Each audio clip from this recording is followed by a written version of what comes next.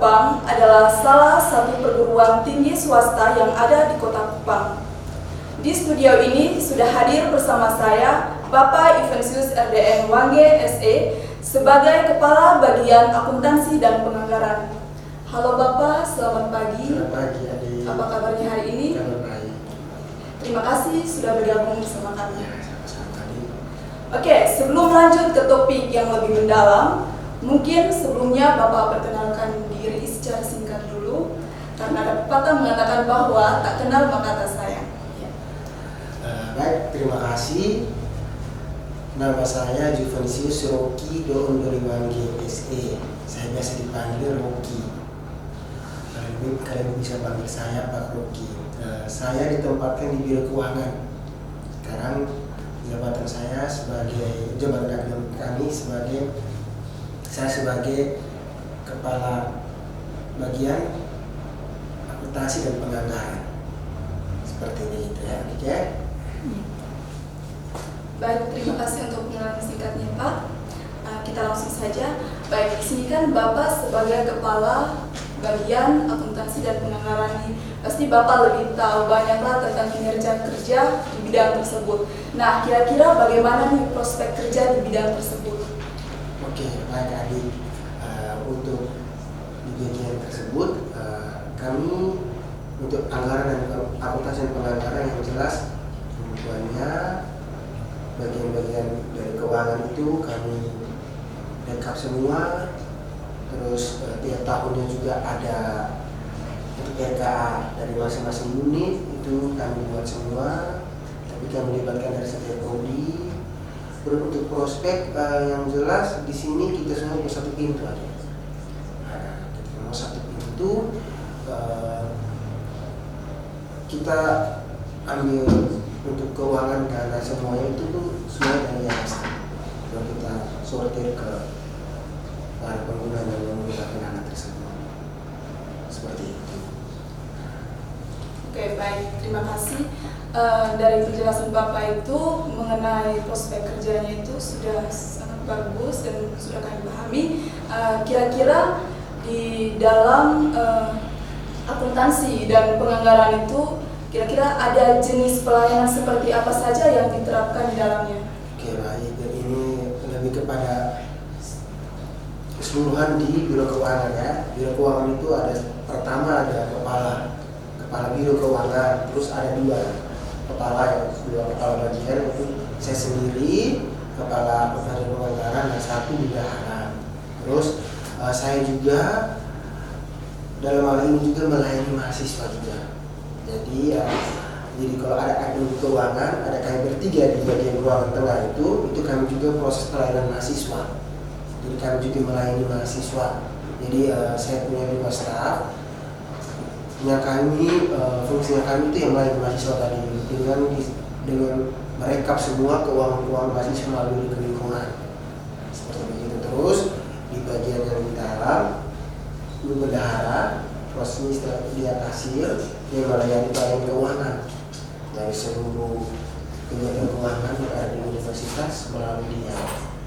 Prosesnya itu seperti saya bilang tadi, untuk pengambilan keuangan unit atau fakultas mengajukan dana atau cash flow ke Baret 2, terus dialihkan ke yayasan studi untuk dialihkan kembali ke fakultas dan layanan di Biro Keuangan.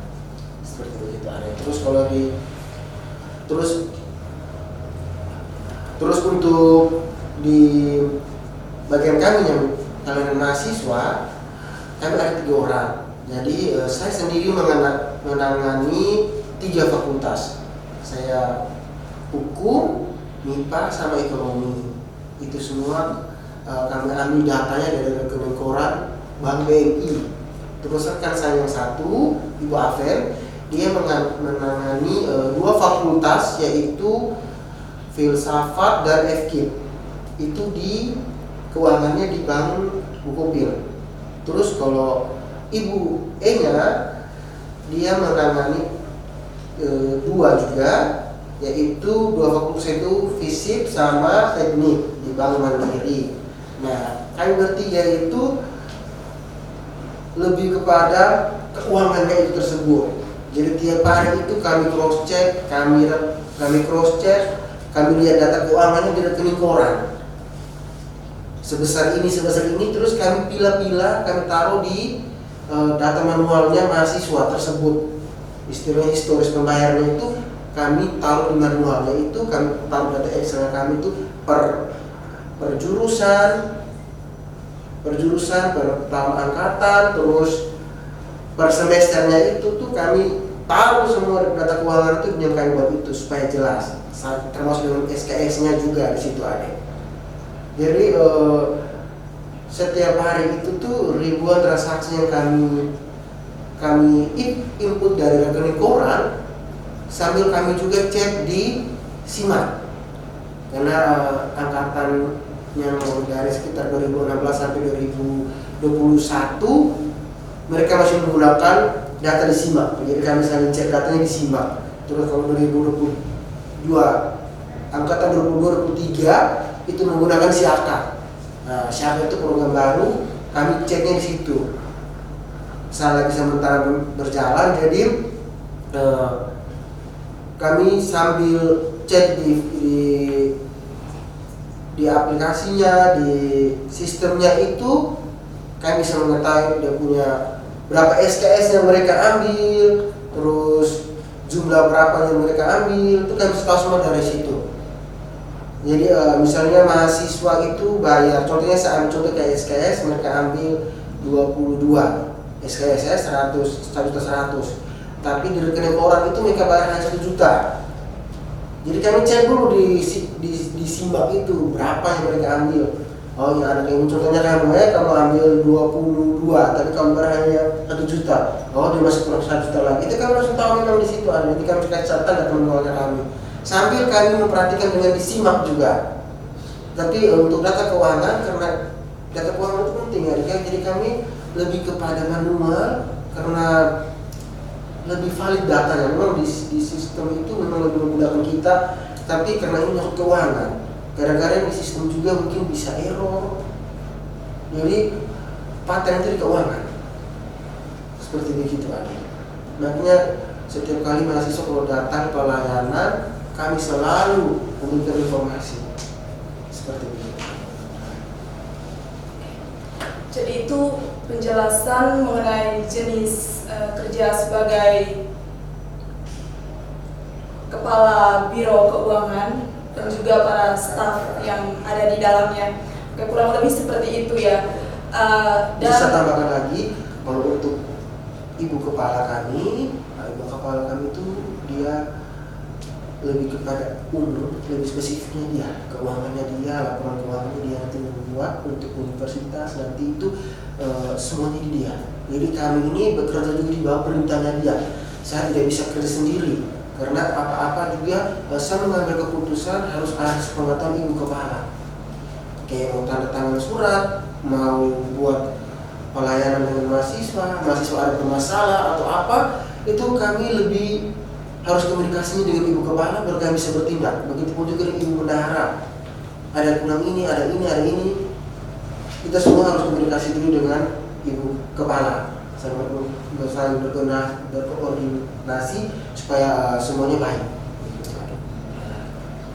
Jadi di bagian akuntansi, kepala bagian akuntansi dan penganggaran itu di atasnya tuh masih ada lagi. Iya. Jadi seperti yang saya bilang awal tadi, organisasi di biro keuangan itu ibu kepala, bendahara, staf, kabak keuangan, anggaran dan akuntansi, saya dan staf rumah. Jadi seperti skemanya seperti bikin ada ya, ibu kepala, ibu bendahara, saya, terus staf. Baik Pak, terima kasih untuk penjelasannya. Kita lanjut lagi.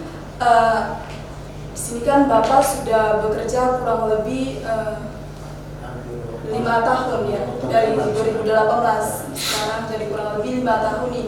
Nah, kira-kira kendala atau kesulitan apa saja yang dialami ketika bekerja di bidang tersebut? Iya baik, kendala yang sering saya alami dengan rekan-rekan saya itu saya ambil khusus di bagian kemahasiswaan, lebih spesifiknya ke bagian mahasiswa. Itu ketika mereka registrasinya itu di rekening koran tidak terbaca. Nah, tidak terbaca di rekening koran. Terus itu yang kami harus cari datanya itu tuh sampai ketemu. Terus begitu pun juga kami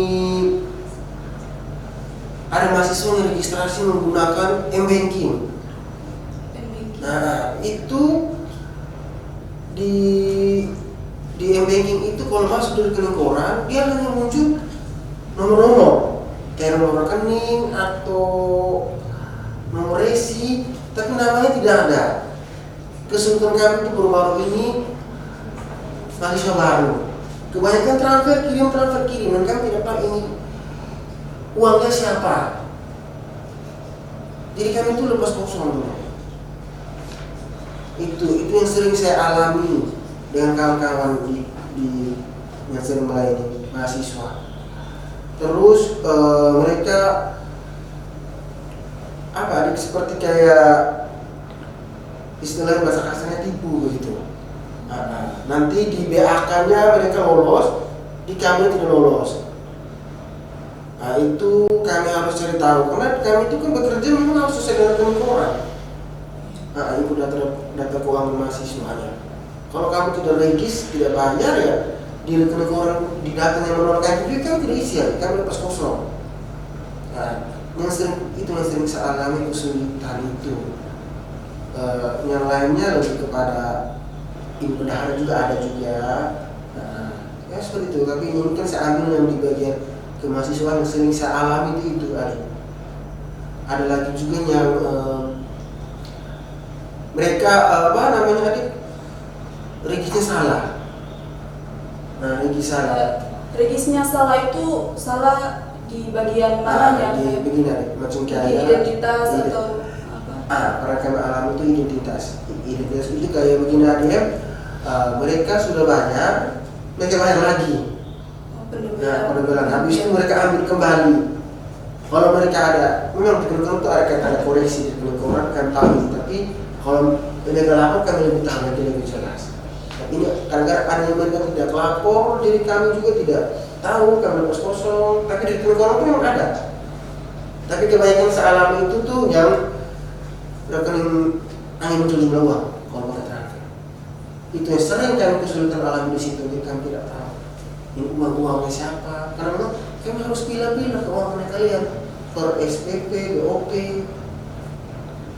SDPP itu kami harus pilih-pilih per itemnya tiap semester itu sampai kalian wisuda. Nah, begitu ada. Oke Pak, tadi itu di bagian jenisnya itu penjelasannya itu kayak lebih ke bagian registrasi. Nah, kira-kira kalau disampaikan dengan KIP, program Kartu Indonesia Pintar nih, kira-kira mana yang lebih cenderung kayak bapak mereka ini, maksudnya staf di situ bekerja lebih banyaknya di bagian mana, dan kesulitan yang lebih banyak untuk pelayanannya itu di bagian KIP atau di bagian registrasi atau di jenis pelayanan yang mana? KIP itu tuh kalau kami di keuangan tuh tinggal eksekusi aja. KIP itu, jadi data yang kami terima itu dari PHK. Data KIP-nya kami terima dari PHK. Jadi data itu kami ambil terus kami tandai di manual kami. Mahasiswa ini mendapat dana KIP, beasiswa KIP dapat kami tandai. Jadi semua itu kami tandai terus. Memang untuk KIP keuangan ambil alih dalam hal ini untuk pembayaran registrasinya ada. Tapi semuanya mulai dari PHK. Jadi kami tinggal ambil dana KIP itu, kami proses di bank. Kami proses di bank, kami bayar di bank. Tinggal kami komunikasi dengan mahasiswa untuk ambil bukti regisnya. Nah, kalau yang semester 4 baru yang Desember kemarin itu kan saya sama kawan saya satu itu kami yang bayar di registrasinya di bank. Itu data itu memang kami ambil terus kami langsung bawa ke bank dan kasih data yang sesuai dengan semester, jurusan, dan mau registrasi itu kami kasih ke bank semua, dan uang dan dana basic itu baru 1000-nya Bang yang urus. Jadi tinggal kalau misalnya kayak mereka sekarang semester 4, 6, 8, nah misalnya kebanyakan 4, 6 dengan semester 1. Jadi kalau semester 1 itu kan pakai sistem.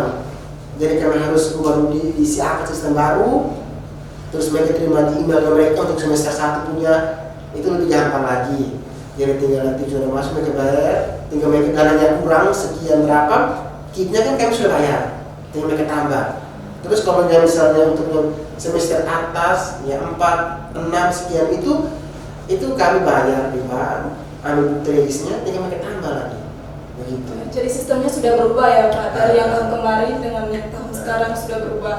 Jadi kan tahun kemarin itu kan kayak yang penerima KIP itu kan mereka ambil sendiri lalu itu bayar setor sendiri. Nah sekarang dari kampus yang bayar, kita tinggal tambah yang sisanya. Gitu. Yang untuk KIP waktu itu karena kenapa kami bayar sendiri, karena mahasiswa juga ada yang menyalahkan gunakan keuangan tersebut. Iya, jadi lebih mudah ya. Kami yang ngurus, kami bayar di bank, kami tahu datanya bahwa ada ini sekian sudah bayar, tinggal tambah.